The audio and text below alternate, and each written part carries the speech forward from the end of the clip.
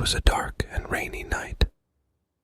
I woke up in the middle of the night, startled by a strange sound that seemed to come from the living room. I got out of bed and tried to discern what was making that ringing ear.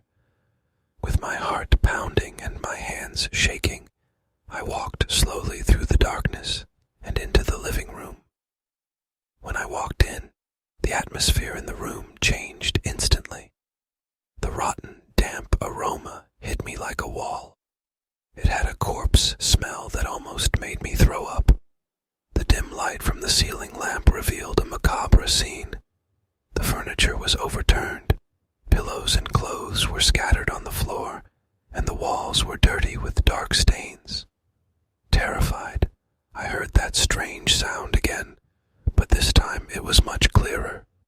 It was a terrible hissing sound, a scary sound that gave me goosebumps. I started shaking with fear and felt my heart pounding harder and harder in my chest. It was almost like something bad and scary was fast approaching. I was suddenly met with a cold and evil gaze in the mirror on the wall. I started and quickly turned around, but there was no one there.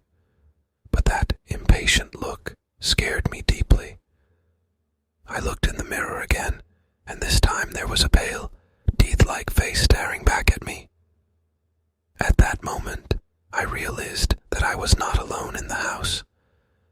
I started to run through the darkness, but in every room I passed, there was the same sinister face in the mirror. It was like he was following me from the shadows, wishing me harm.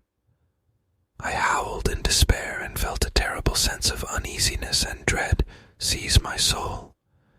Unable to escape that evil presence, I woke up in bed, the sheets wet with sweat. I realized that it was all just a nightmare, a horror story in my imagination. However, the fear and terror I felt that night stayed with me for a long time and made me think about my own frailty and the dark depths of the human mind.